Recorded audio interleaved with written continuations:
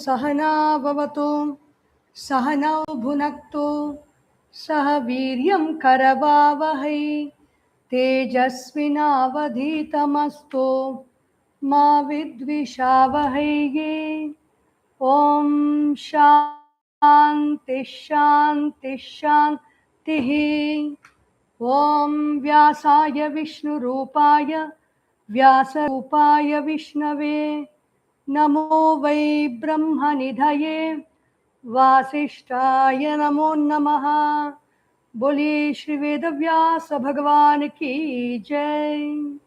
Om Sada Shiva Samarambham Shankaracharya Madhyamam Asmadacharya Paryantam Vande Guru Paramparam. Boli Shri Shankaracharya Bhagavan Ki Jai. Vasudeva Sutam Devam Kamsachanuramardanam Devaki Paramanandam Krishnam Vande Jagadgurum. Om Samasta Jana Kalyane Niratam Karunamayam Namami Chinmayam Devam Sadgurum Brahma Vidvaram. Sadgurum Brahma Vidvaram. Om Shri Chinmaya Sadgurave Namaha. Hari Om. Welcome to this 12th day of Srimad Bhagavad Gita, the Holy Gita through the eyes of Swami Chinmayananda. We are in the 55th verse of chapter 2. So yesterday Arjuna asked this question: what is the mode of expression of the one who has got a stable mind? Sthita prajna, ka bhasha, and how is his integration of mind? How is the way in which his mind is integrated? Then kim prabhasheta, how does he speak? Kim asita, how does he sit? And vrajeta, kim, how does he move out? So he is asking about the condition of the mind and the physical activities and behavior of this person whom Bhagavan describes as a sthita prajna. So the description of the sthita prajna is continuing from verse 55 up to the end of this chapter by Bhagavan. Shri Bhagavanu Vacha Prajahati Yada Kaman Sarvan Parthamanogatan Atman Yevatmana Tushtaha Sthita Prajnastadochyate. Prajahati Prakarshena Jahati, very well given up. What? Yada Kaman, all desires for experiencing different sense pleasures. Sarvan Kaman Partha Manogatan. Where are these desires springing up? They are springing up from the mind. Then after giving up the desires, what does this person do? Atmani eva atmana tushtaha. He is abiding in the self as the self. Tushtaha. Such a person is called a sthita prajna, a steady wisdom, a steady intellect. Intellect is one that is steady, nishchayatmika buddhihi. We are not able to stay in that intellect at all times. The minds, we slip into the mind and the sense organs of perception. We want to experience the different pleasures of the sense organs of perception. So the sthita dhihi, the one with a steady intellect,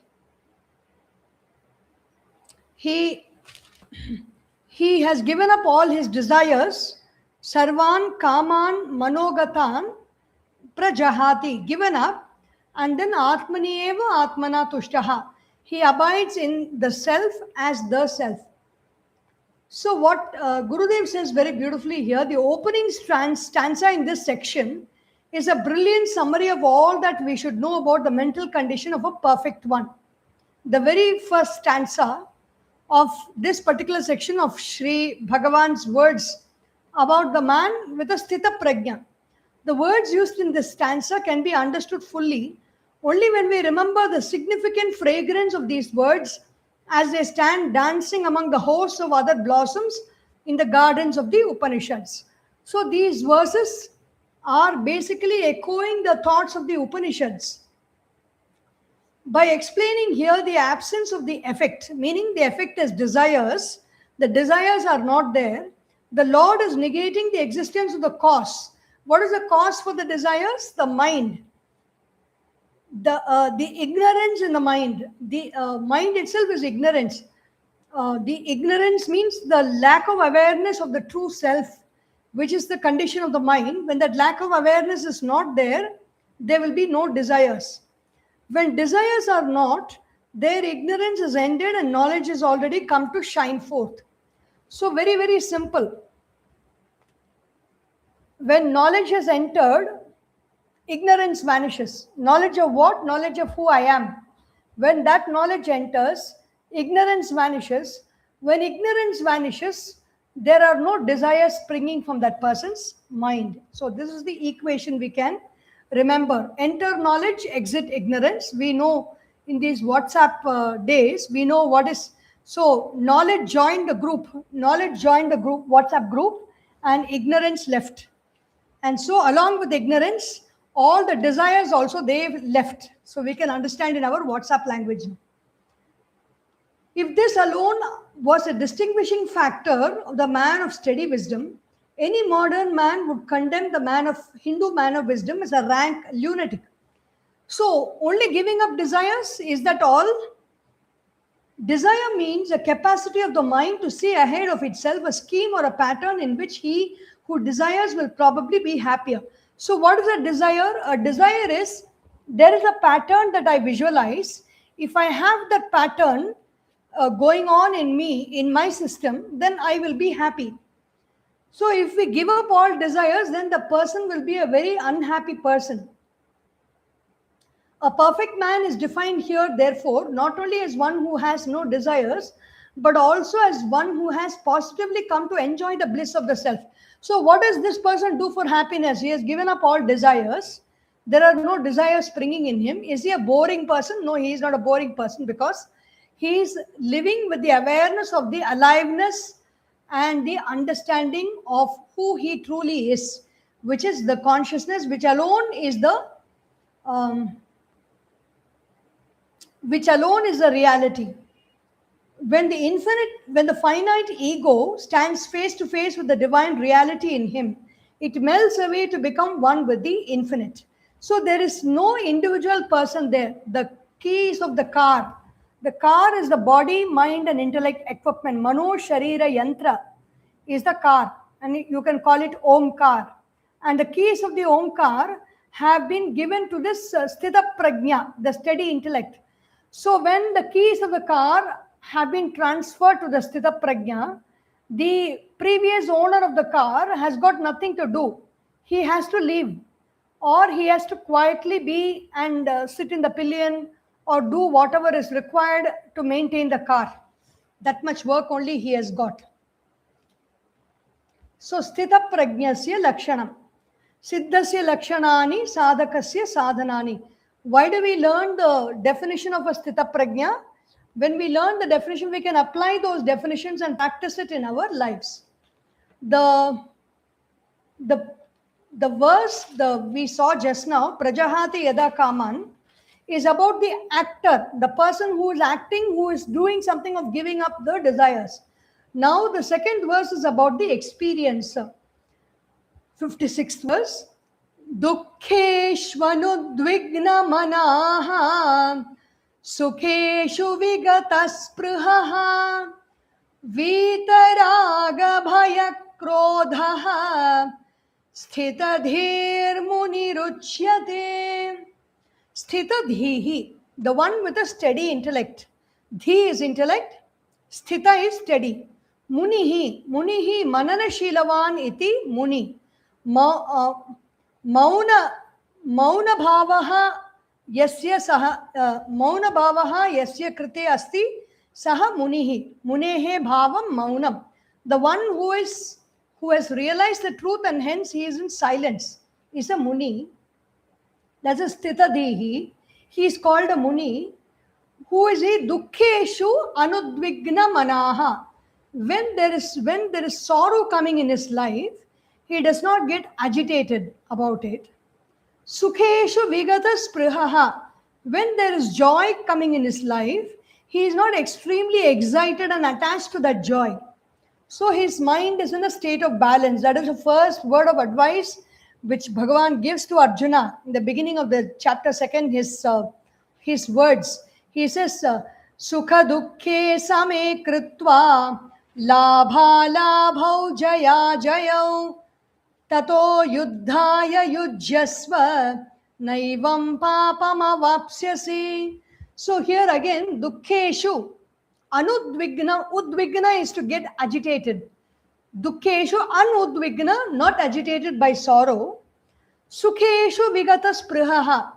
In joy, there is no spriha.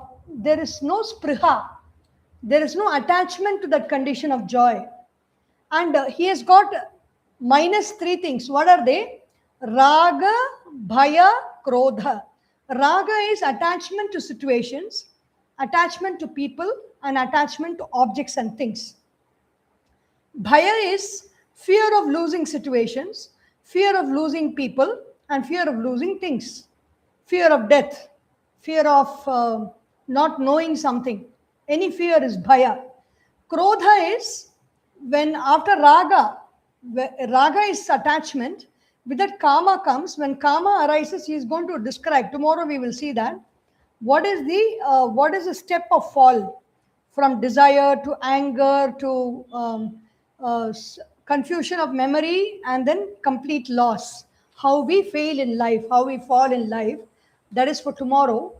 But this sthita prajna, that person does not have his vita, raga, bhaya, krodha. Vita means vigata, without attachment. Bhaya, without fear. Krodha is without anger. Sthita dhihi muniruchyate. So Pujya Gurudev, here he says, when an individual develops a desire that is strong enough to make a deep attachment, instinctively he starts entertaining a sense of fear for the non-winning of the object that is so deeply desired. So when he develops an attachment for something, maybe I want an ice cream. I have developed such an attachment for the ice cream that ice cream is being distributed to somebody and for some reason I am being ignored. The ice cream is not coming in my direction.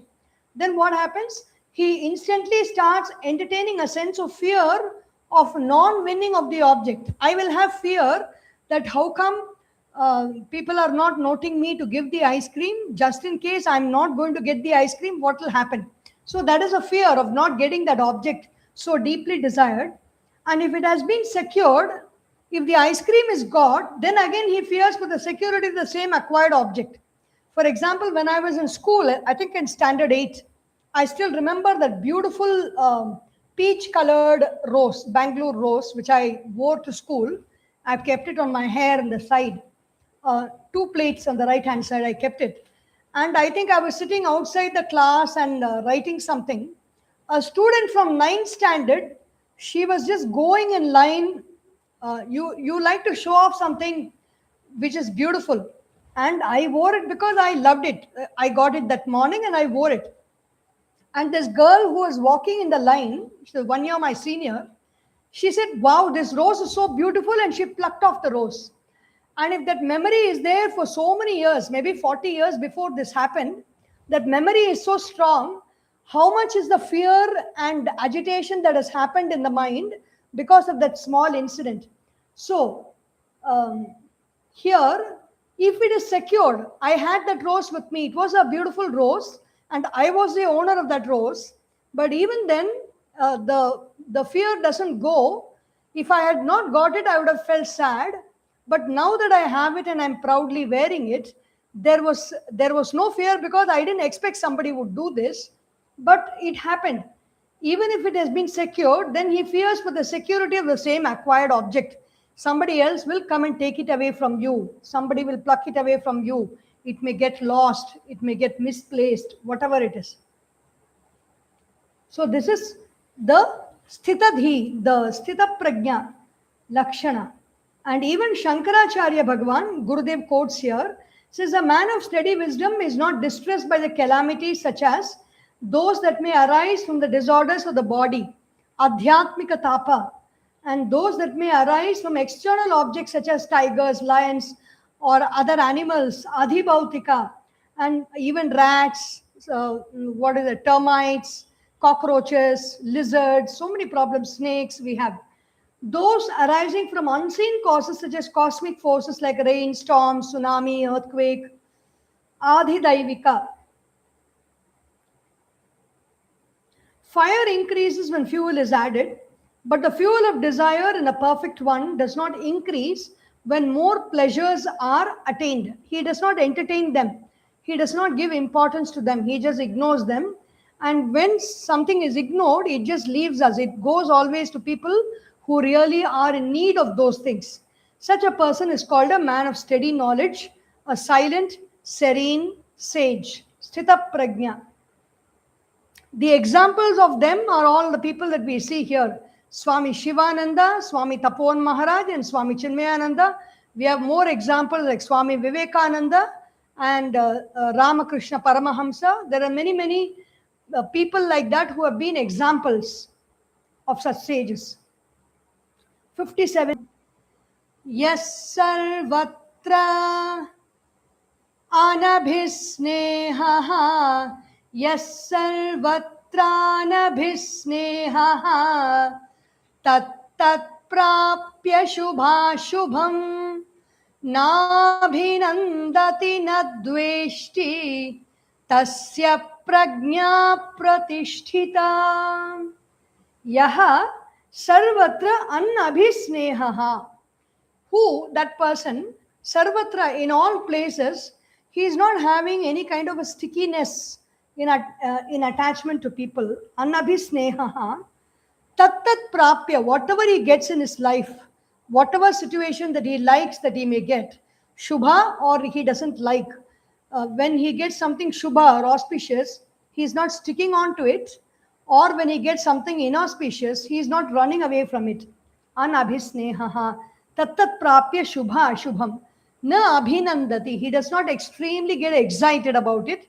Na dveshti. He does not get upset about it. He does not hate it when what he wishes does not happen or what he does not wish happens. Tasya prajna, that person's intellect is pratishtita. It is steady. These verses are very, very beautiful.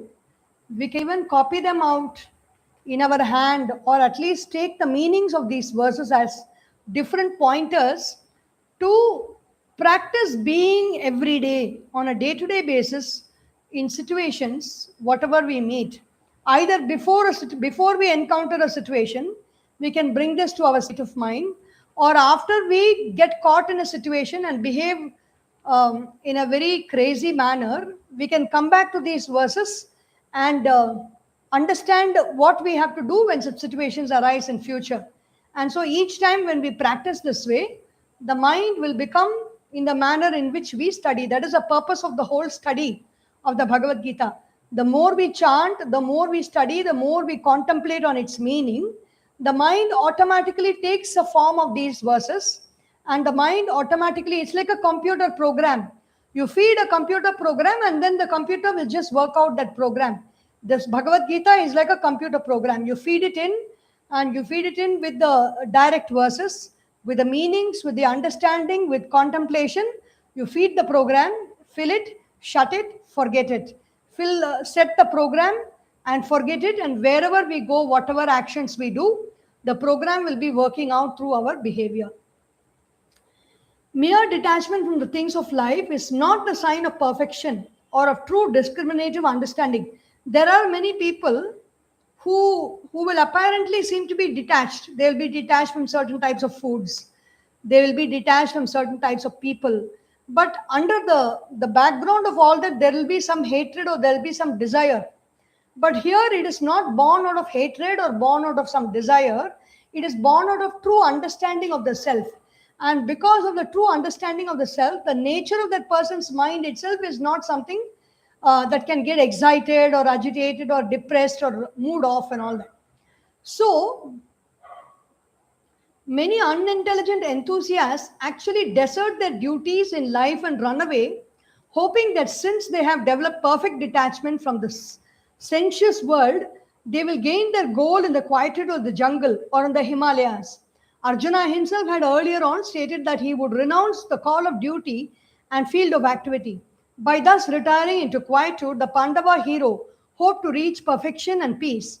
To dissuade Arjuna from taking this calamitous step, Krishna started his discourse with a serious note in the second chapter. So, this Sthita Pragya Lakshana, studying about this is not to say I will practice this Sthita Pragya Lakshana, I don't need to do anything in this world. That's all, my life is done, my job is done. No. Working in the world and at the same time, this is not an advice for the Sthita Prajnas. This is a model that is being presented to us. It is not glorifying Sthita Prajnas. They don't need our glory. They don't need our validation or approval. They are okay by themselves. By describing the Sthita Prajna, by drawing a pen picture of the Sthita Prajna, Bhagavan Shri Krishna is pointing out to Arjuna, these are all the qualities that we can imbibe in our life. The 58th verse, what does he do? The Sthita Prajna, how does he behave in the world? He may have, the mind may be steady, the intellect may be steady, but in the world there are many triggers. On a day-to-day basis, there are many triggers in the world. So what does he do about those triggers in the world? How does he hold his sense organs of action? 58th verse. Yada samharate chayam kurmonganiva sarvashah indriyani indriyarthebhyah tasya prajna pratisthita. ஒருமையுள் ஆமை போல் ஐந்தடக்கல் ஆற்றின் இருமையுள் ஏமாப்பு உடைத்து Thiruvalluvar. ஒருமையுள்ளம் being in one pointed mind, ஆமை போல் ஐந்து அடக்கல், the head, the two hands and the two legs of the tortoise. Everything, when there is a danger, when there is some kind of a disturbance that's coming outside in the world. The previous verse is about the sense organs of perception. The eyes, ears, nose, tongue and skin. This verse refers to the sense organs of action. And Sthita Prajnasya, what does he do? Because the disturbances from the world will never stop. The world will never stop throwing its triggers. The trigger is always kept in a ready mode in the world of daily occurrences and situations. So what does the man of wisdom do? Yada samharate cha ayam Kurma anganiva sarvashaha. Kurma, the tortoise, it withdraws all its limbs when it senses danger. The tortoise is the creature that lives for the longest period of time. Its lifespan is 400 years. And because it takes only one inhalation and exhalation for 1 minute.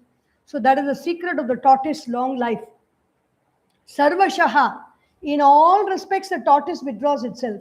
In the same way, Indriyani, Indriyarthebhyaha, our consciousness, our mind goes through the sense organs of perception into the sense organs, into the sense objects, which are the sound, the form, the smell, the taste, and the feeling. The mind goes out through the sense organs and holds on to the sense object. The sense object is the Indriya Artha. The sense organs of perception goes out, and the sense organs of action will support the sense organs of perception. They work together to acquire objects from outside. And so what does the wise person do? He withdraws all his sense organs and places it in that one pointed mind. Tasya prajna pratisthita. Such a person's intellect is supposed to be well established. Gurudev says here, after explaining that a perfect one, A, is ever satisfied in the self, B, lives in perfect equanimity in pleasure and pain, and C, has within him a complete absence of attachment to rejoicing or any aversion, it is here mentioned that a man of steady wisdom has a special knack for withdrawing his senses and for all the disturbing fields of objects. The simile used here is very appropriate. Just as a tortoise can, even at the most distant suggestions of danger, instinctively withdraw all its limbs into itself and feel safe within, a man of perfection can consciously withdraw all his antennae that peep out to the five arches of knowledge called the sense organs of perception. So, this is the light of consciousness, as it were, beams out through the seven holes in the skull, and each special beam of awareness illumining only one specific type of object, like the consciousness that goes out of the eyes illumines forms and colors. The consciousness that goes out of the ears illumines different sounds. The consciousness that leaves out of the nose illumines smells. Consciousness that leaves the tongue illumines different tastes, and consciousness that leaves the skin illumines different perceptions, different feelings. This capacity within an individual to withdraw his senses at will from the field of objects is called in Yoga Shastra as pratyahara, where the yogi accomplishes through the control of breath, pranayama. The more we do pranayama or regulation of the breathing, pratyahara becomes possible. To a devotee, this comes naturally because he has his eyes and ears only for the form and stories of the Lord. To the Vedantin, again, this uparati comes because of his well-developed and sharpened discriminative faculty with which his intellect makes his mind understand the futility of licking the crumbs of joy of happiness in the wayside ditches of sensuousness, while he is in his real nature is a lord of the very store of the bliss infinite. So here the Vedantin realizes that he is consciousness and he does not have to go behind the sense pleasures. The Bhakta is having his eyes on Bhagavan only. And so even his eyes do not, when there is somebody who is very beloved to you, sitting close to you, you really will not think about eating an ice cream outside or having a chocolate or going for a movie. No, you are very content and happy with what you have at that moment. So it is very blissful. And the yogi, he does it with the practice of pranayama. Whether it is a practice of pranayama, whether it is a practice of devotion, or whether it is jnana yoga, the sense organs will come under the control of the mind, leaving its attachment to the sense objects. The 59th verse, Vishaya vinivartante niraharasya dehinaha rasavarjam rasopyasya param drishtva nivartate. Vishaya vinivartante. Vishaya means five objects of senses. The sounds, the forms and colors, the smells, the tastes, and the different feelings through the skin. Vinivartante, withdrawing. Niraharasya dehinaha. When it is completely withdrawn, nirahara, the dehi is not feeding those sense organs. When I did 15 days of intense pranayama in an ashram in Uttarkashi, after that, when I came to Chennai, I could really feel the power. Like when I just opened the door pushed. It is like just our movement, our presence itself becomes so powerful because the 15 days of the tapasya of completely withdrawing power from the sense organs of perception, it gives immense and tremendous power inside. Niraharasya dehinaha. That dehi, he does not provide any food for the sense organs by allowing it to go outside and grazing on the pastures of sense objects. And what happens is, with that knowledge of the self, the realization of the most beautiful, luminous self-awareness within, rasavarjam, there is no craving inside that person also. Within, in the mind also, there is no craving for any, even if you don't go behind sense objects, if the sense objects are not there, we cannot really enjoy any. If you keep the fridge empty of all, fridge and the kitchen cabinet, if they're empty of all tasty foods or snacks or anything, we are not going to eat it. But as long as that craving is there in the mind, for the craving for an ice cream or the craving for a chocolate or the craving for a fudge, cake, or whatever it may be, as long as that craving is there, this is only an empty shell of a control. The moment the mind goes into the situation where the objects are all present, it will go and attack fully. So, but in the case of a sthita prajna, rasavarjam, all his desires, the taste in his tongue has gone for all these objects. Not only the taste in the tongue, the taste for the eyes to see something special, the taste for the ears to hear something special, the taste of the nose for smelling something special, the taste of the skin to hold and acquire and keep something special close to us. Everything goes away. And when the taste is gone, he cannot fall again into the sense pleasures anymore. Just like a child that has been fed very tastily with a lot of snacks prepared at home by the mother is not really going to get excited about anything that is given outside, or unlike a child which has been starved of all this. But here, the starving is not happening because of control. The starving becomes a normal thing because of sadhana. When the sadhana increases, whether it is karma yoga, pranayama, bhakti yoga, or jnana yoga, intense sadhana brings a mind within, because all the energy and all the richness of our life is required to process the kind of information and the processes that are happening within the body during the sadhana. So the whole mind, it stops its attention outside and focuses within.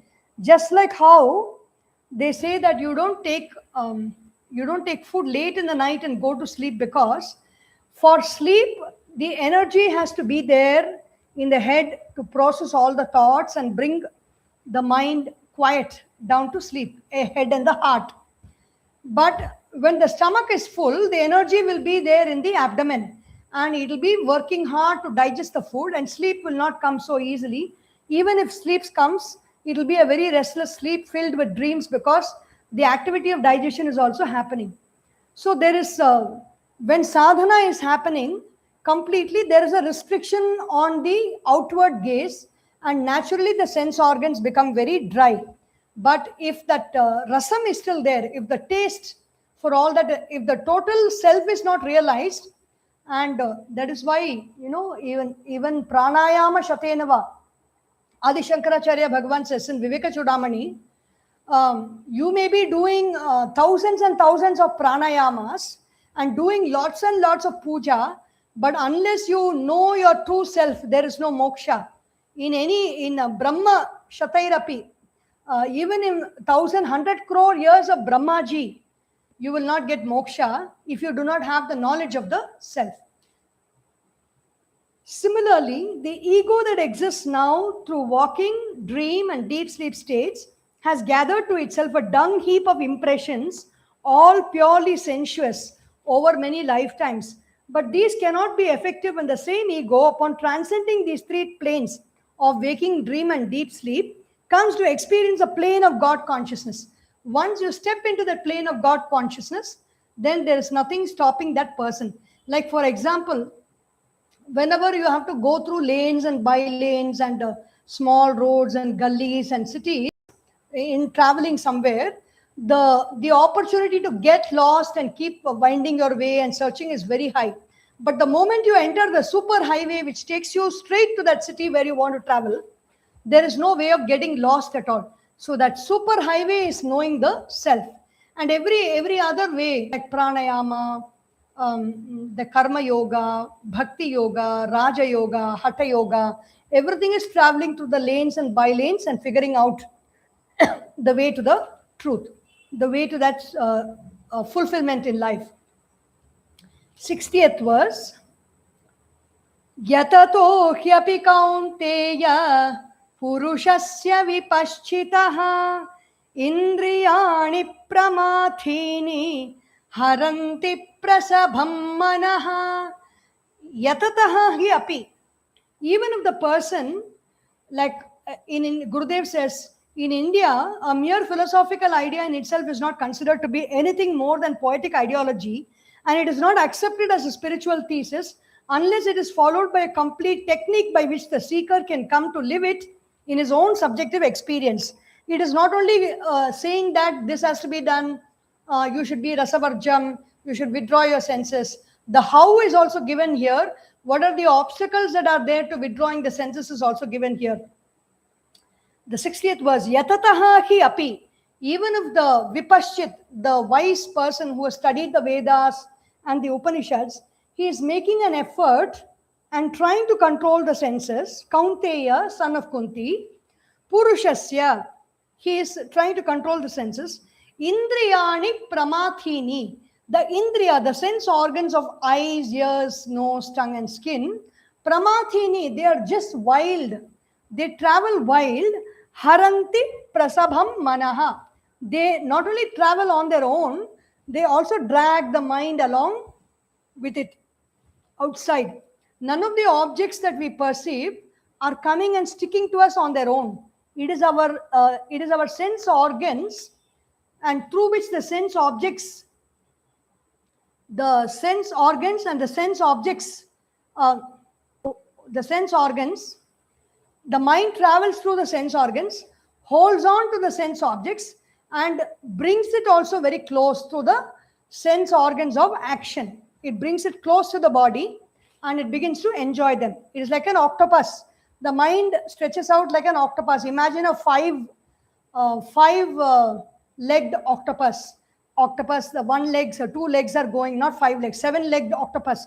2 legs are going out to the 2 eyes, 2 legs are going out to the 2 ears, 2 legs are going out to the 2 nostrils, 1 leg is coming out of the mouth, and multiple legs like centipedes is going out and catching objects and holding it close and enjoying the objects. The ignorance of spiritual reality functions within any individual in 3 different aspects. Unactivity is sattva guna, activity is rajoguna, inactivity is tamoguna. When sattva aspect in us is molested by the wailing of the intellect, avarana, and the lack of tranquility, the mind, vikshepa, then we come to experience the sorrows that are caused by their endless roaming through the sense organs. When the mind is disturbed, then it is roaming around through the sense organs of perception. The 61st verse, what should we do then? Indriyani pramathini haranti prasabham manaha. I should control the sense organs.